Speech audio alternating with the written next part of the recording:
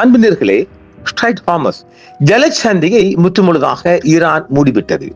எந்த விதமான ஒரு போக்குவரத்தும் அங்கு நடைபெறாது. ஜலசந்தியிலிருந்து உலக பரப்பிலிருந்து வருகின்ற எந்த ஒரு போக்குவரத்தும் அங்கு நடைபெற மாட்டாது என்று ஈரான் ஒரு அறிவித்தலை கொடுத்திருக்கின்றது. இதனால் உலக பொருளாதாரத்தின் மத்தியில் மிகப்பெரிய தாக்கமும் வீழ்ச்சியும் கொண்டு வரும். ரயில்கள் வராது, வெறும் வெளிநாட்டு ஏற்கனவே சொல்லியிருக்கிறோம் இல்லை, மிகப்பெரிய பாதிப்புக்கான ஒரு வழிவகை தான் இது. அமெரிக்கா மீது கொண்டுள்ள ஆத்திரத்தின் காரணமாக ஈரான் அதை செய்திருக்கின்றது. பிராந்திய பாதுகாப்பின்மையை காரணம் காட்டி அனைத்து கப்பல்களுக்கும் ஜலசந்தியை ஈரான் மூடியது. ஈரானின் கதம் அல் அன்பியா தலைமையகம், எண்ணெய் டேங்கர்கள் மற்றும் வர்த்தக கப்பல்கள் உட்பட அனைத்து கப்பல்களுக்கும் ஹார்முஸ் ஜலசந்தி உடனடியாக மூடப்படுவதாக இன்று 11ஆம் தேதி வியாழக்கிழமை அறிவித்திருக்கின்றது.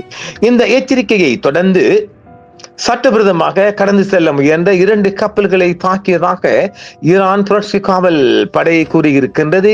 ஈரானிய இலக்குகள் மீதான அமெரிக்க தாக்குதலை தொடர்ந்து இந்த மூடல் பதற்றத்தை மேலும் அதிகரித்திருக்கின்றது.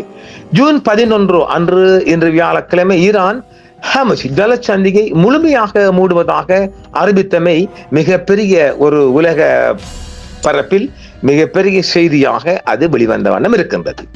அமெரிக்கா மற்றும் ஈரானுடைய மோதல் தீவிரமடைந்துள்ள நிலையில் ஈரான் மீது அமெரிக்கா வான்வழி தாக்குதல்களை நடத்தியதை தொடர்ந்து இந்த அறிவிப்பு வெளியாகியுள்ளது.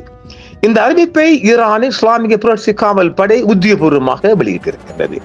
பிராந்தியத்தில் நிலவும் பாதுகாப்பு இன்மை காரணமாக ஹார்முஸ் ஜலசந்தி உடனடியாக அமலுக்கு வரும் வகையில் அனைத்து கப்பல்களுக்கும் எண்ணெய் டேங்கர்கள் மற்றும் வணிக கப்பல்கள் உட்பட எல்லா கப்பல் போக்குவரத்துக்கு மூடப்படுவதாக ஈரான் உத்தியோகபூர்வமாக அறிவித்திருக்கின்றது. அதற்கான ஒரு முழு காரணம், ஈரானுக்குள்ளிருந்து எண்ணெய் டேங்கர் ஒன்றை அமெரிக்காரன் சுட்டான் இல்லை, அதற்காகத்தான் அது ஈரான் செய்திருக்குது. ஜலசந்தியை கடக்க முயற்சிக்கும் எந்த ஒரு கப்பலும் ஈரானிய படைகளால் குறிவைக்கப்படும் என்றும் ஈரான் பகிரங்கமாக உலகுக்கு எச்சரிக்கை கொடுத்திருக்கின்றது. ஈரான் தனது கடற்படை மூலம் ஜலசந்தியை சட்டவிரோதமாக கடக்க முயன்றதாக கூறி 2 கப்பல்கள் மீது தாக்குதல்கள் நடத்தியுள்ளதாக ஈரான் செய்தி நிறுவனங்கள் உத்தியோகபூர்வமாக இன்று வியாழக்கிழமை செய்தி வெளியிட்டுள்ளது. ஈரானின் இந்த அறிவிப்பை தொடர்ந்து அமெரிக்க மத்திய கட்டளை தலைமையகம் சென்ட்ரல் கமாண்ட் தனது படைகள் மூலம் ஈரானின் பல்வேறு இலக்குகள் மீது தற்காப்பு தாக்குதல்களை தீவிரப்படுத்தி உள்ளது. அதே சமயம் ஜலசந்தியை தொடர்ந்து திறந்திருப்பதாகவும் கப்பல்கள் தொடர்ந்து பயணம் மேற்கொள்வதாகவும் அமெரிக்க தரப்பில் தெரிவிக்கப்படுகின்றது. எது உண்மை பொய் என்று நாமளே தீர்மானித்துக் கொள்ளலாம். ஏப்ரல் மாதம் கையெழுத்தான போர் நிறுத்த ஒப்பந்தம் சீர்குலைந்துள்ளதால் இரு நாடுகளுக்கும் இடையே வான்வழி தாக்குதல்கள் மற்றும் மோதல்கள் தீவிரமடைந்துள்ளன. ஹார்முஸ் ஜலசந்தி உலகின் மிக முக்கியமான எரிசக்தி போக்குவரத்து பாதையாக இருப்பதால் இந்த மூடல் உலக பொருளாதாரத்திலும் குறிப்பாக எரிபொருள் விநியோகத்திலும் கடும் தாக்கத்தை ஏற்படுத்தக்கூடும் என்ற அச்சம் உலகளவில் தெரிவிக்கப்பட்டிருக்கின்றது. போரை நடத்துவதற்கு பொறுப்பான இராணுவ கட்டளை மையமான ஈரானின் கதம் அல் அன்பியா தலைமையகம் எண்ணெய் டேங்கர்கள் மற்றும் வர்த்தக கப்பல்கள் உட்பட அனைத்து வகையான கப்பல்களுக்கும் ஹார்முஸ் ஜலசந்தி மூடப்படுவதாக வியாழக்கிழமை இன்று உத்தியோகபூர்வமாக அறிவித்துள்ளது. பிராந்தியத்தில் நிலவும் பாதுகாப்பின்மையின் காரணமாக தற்போது முதல் எண்ணெய் டேங்கர்கள் மற்றும் வர்த்தக கப்பல்கள் உட்பட அனைத்து கப்பல்களுக்கும் ஹார்முஸ் ஜலசந்தி மூடப்பட்டுள்ளது என்றும், மேலும் கடந்து செல்ல முயற்சிக்கும் எந்த ஒரு கப்பலும் இடைமறித்து தாக்கப்படும் என்றும் அந்த அறிக்கை கூறுகிறது. இந்த எச்சரிக்கையை தொடர்ந்து ஜலசந்தி வழியாக சட்டவிரோதமாக கடந்து செல்ல முயன்ற 2 கப்பல்களை தாக்கியதாக ஈரான் இஸ்லாமிய புரட்சி காவல் படை தெரிவித்திருக்கின்றது. அது எந்த நாட்டு கப்பல் என்று இன்னும் செய்தி வெளியாகவில்லை. ஈரான் இதற்கு முன்னர் கப்பல் போக்குவரத்திற்கு கட்டுப்பாடுகளை விதித்திருந்தது, ஆனால் முழுமையான மூடலை அறிவிக்கவில்லை. ஜலசந்திக்கு மேலே ஒரு அமெரிக்க அப்பாச்சி ஹெலிகாப்டரை ஈரான் ஏற்கனவே சுட்டு வீழ்த்தியதை தொடர்ந்து ஈரான் முழுவதுமுள்ள ஈரானிய கண்காணிப்பு, தகவல் தொடர்பு மற்றும் வான் பாதுகாப்பு தளங்கள் மீது புதிய தாக்குதல்களை அமெரிக்க மத்திய கட்டளை பிரிவு அறிவித்த பிறகு இந்த முடிவு எடுக்கப்பட்டிருக்கின்றது.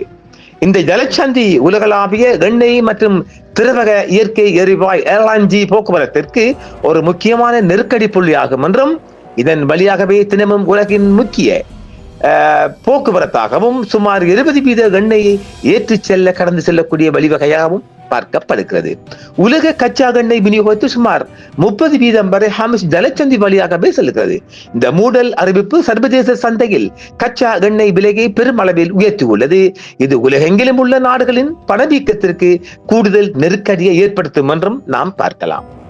ஈரான் மற்றும் அமெரிக்காவின் வான்வழி தாக்குதல்கள் இந்த பிராந்தியத்தில் ஒரு முழுமையான போர் மூலம் அபாயத்தை அதிகரித்துள்ளது. இது வளைகுடா நாடுகளில் உள்ள மற்ற அண்டை நாடுகளையும் தற்காப்பு நடவடிக்கைகளையும் பலப்படுத்தியுள்ளது.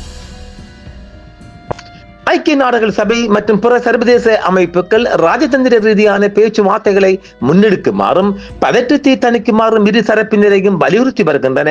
இருப்பினும் தற்போதைய கள நிலவரம் பதற்றத்தையே கொடுத்திருக்கின்றது. பேச்சுவார்த்தைக்கான வாய்ப்பு இல்லை என்றே பார்க்கலாம். கப்பல் நிறுவனங்கள் பாதுகாப்பு கருதி ஜலச்சந்தியை தவிர்த்து நீண்ட மற்றும் அதிக செலவு பிடிக்கக்கூடிய மாற்று பாதைகளை தேர்ந்தெடுக்க தொடங்கியுள்ளன. இது சரக்கு கட்டணங்கள் மற்றும் காப்பீட்டு பிரமியங்கள் இன்சூரன்ஸ் பிரீமியம் கணிசமாக உயர்ந்துள்ளது. நாம் எமது மூக்கை சுற்றுவது போன்று மிக அதிகமான தூரத்தை கப்பல் பாதைகள் கடக்க வேண்டியுள்ளதால் உலகத்தின் ஒட்டுமொத்த பொருட்களும் விலையேற்றமும் எரிபொருட்களின் விலையும் அதிகரிக்கும் என்பதை நாம் அடித்து சொல்லலாம். ஈரான் தற்போது இந்த சந்தையை மூடியுள்ளதால் அறிவித்திருந்தாலும் அமெரிக்காவும் அதன் கூட்டணி நாடுகளும் தங்களின் கடற்படை பாதுகாப்பை அதிகரித்துள்ளன. இதனால் ஒருபுறம் ஈரான் கட்டுப்பாடுகளை விதித்தாலும் மறுபுறம் சில கப்பல்கள் மிகுந்த எச்சரிக்கையுடன் இந்த ஜலச்சந்தியை கடக்க முயல்கின்றன. இது ஒரு நிழல் யுத்தம் போன்ற சூழலை உருவாக்கியுள்ளது. இந்த விவகாரத்தில் குறிப்பாக இரண்டு நாடுகளும் ஒரு இக்கட்டான நிலையில் இருப்பதால் தொடர்ச்சியான மோதல்களும் தொடர்ச்சியான கருத்துக்களும் தொடர்ந்து வந்தமல் இருக்கின்றது. ஆக விடிந்தால் வெள்ளிக்கிழமையிலும் பல மோதல்கள் இடம்பெற மிக அதிகமான வாய்ப்பு இருக்கின்றது. பார்ப்போம் மற்றும் ஒரு காணொளி. என்றும் உங்களுடன் சன்ரைஸ் இந்தியா டிவி சப்ஸ்கிரைப் பண்ணுங்கள், பெல் பட்டனையும் கிளிக் செய்யுங்கள். உங்கள் ஆதரவே எங்கள் சேவை. ஆதரவு தாருங்கள், அரவணைப்போம். மறக்காம சர்ப்ரைஸ் பண்ணுங்க. Thank you.